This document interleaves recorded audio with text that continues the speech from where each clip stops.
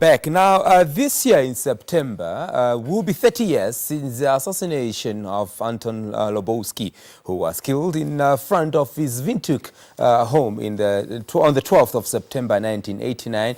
And in August, it will be 4 years since the remains of Anton Lubowski was moved to Heroes Acre.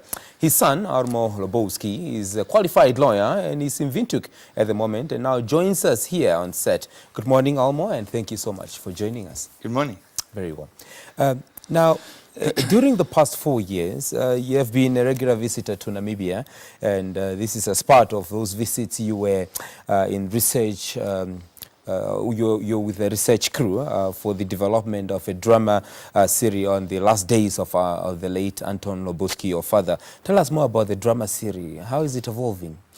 It's evolving quite good. I actually had a message from my cousin, who is one of the producers of the drama series, and he says that there's about 10 parts that's planned for the series, and they've basically done the final scripts for most of those parts, and are going to hopefully be ready to pitch it to some networks overseas soon. Yeah. Okay. So that time that we were here, we were doing quite a lot of, we were doing research. It was about 3 years ago.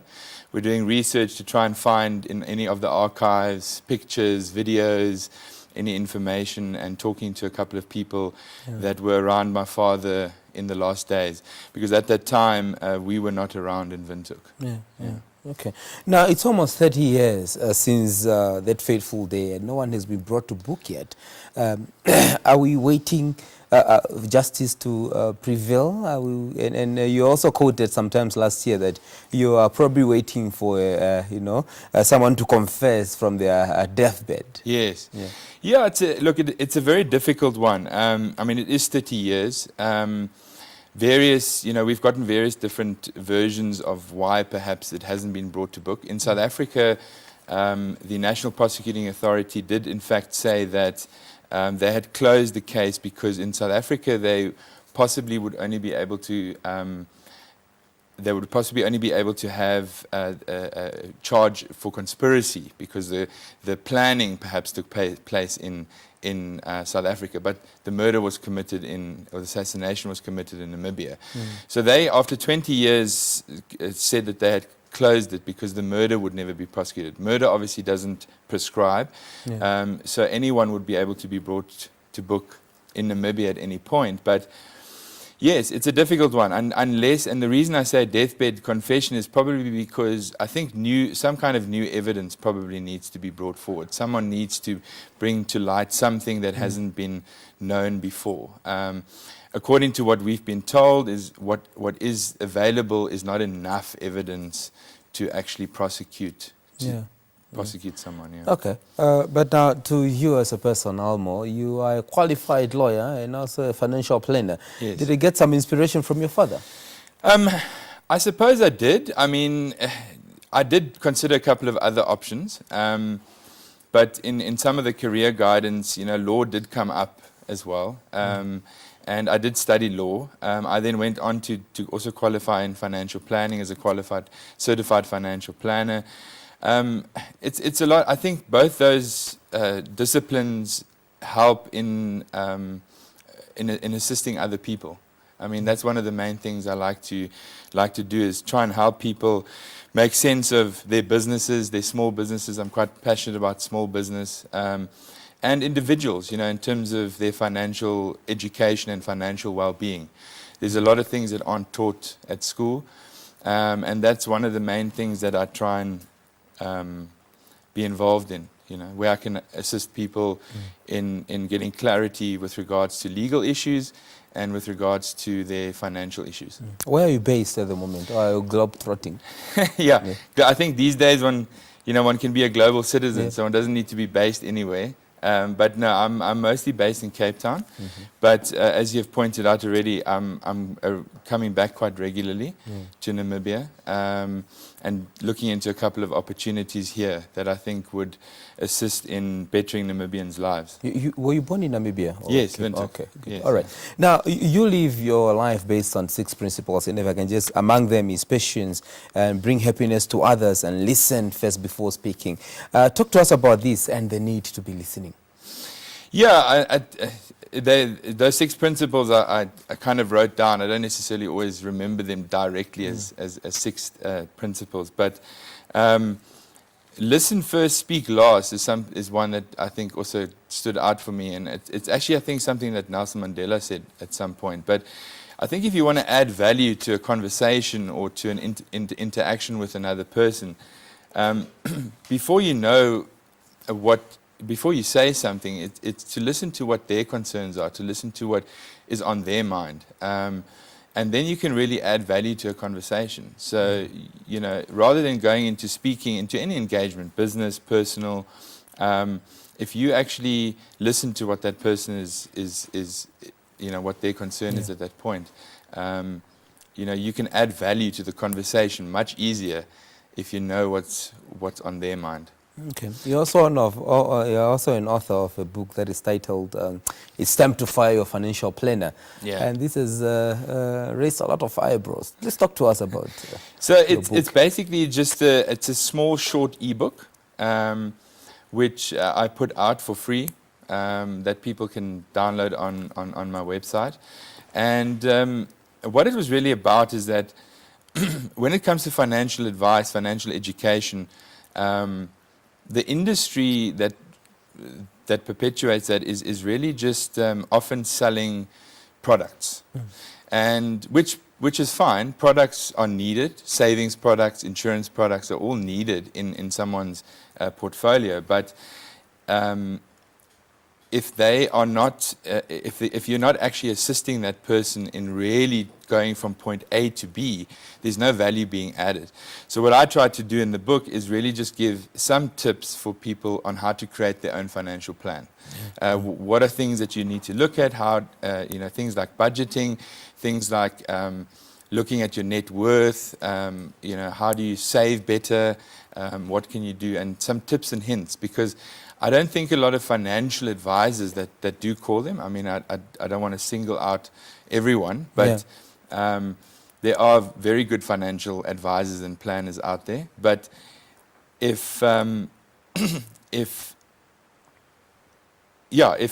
not adding actual value to the conversation, then you might as well look at some of these things yourself.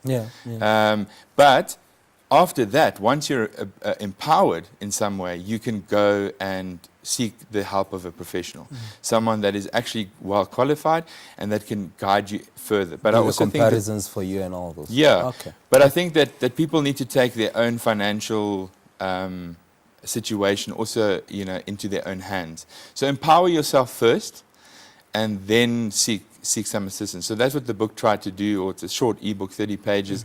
It's just to get you thinking about that before you go and see someone. Yeah. Okay. Now let's talk about what brings you to Namibia this time around. Well, as I said before, I'm looking into a couple of opportunities that I think will that aim to improve Namibians' lives. I'm very eager to do something in Namibia with regards to that's something that will impact largely on the population. So I'm coming back regularly, and as I said, looking into opportunities. So, you know, I'm not going to elaborate on all of them, but they have to do. Don't reveal your don't reveal the secret. But no, I mean it's definitely going to be in the investment and insurance space. Okay, investment insurance. Okay. Yeah, so but something that can impact everyone. Is a hint: unlisted investments. Yeah. Okay. Good. There's a place that I think you should visit also. Okay. And I think that is Riderets. Literate. Yeah, your father has done a lot of work in there. History will tell us that he formed the NAFAO, the trade union that is representing the Food and Allied Workers Union. That's right. The people of Riderets talk highly of your father. I think Okay. you should visit them sometime. Yeah, actually, it's funny that you mentioned that, because I think Lüdert is one of the places I haven't been back recently.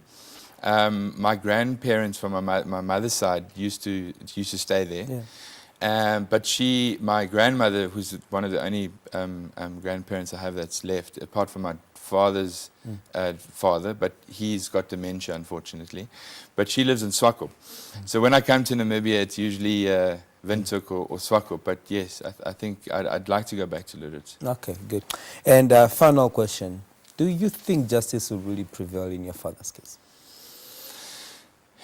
It depends on the definition of justice. I think... What will bring you closure? You know, it would be great if there was some truth, just to understand. I think the family is very adamant that we don't necessarily want to see anyone punished, for that matter. If there is some kind of clarity as to why this occurred, that would be good.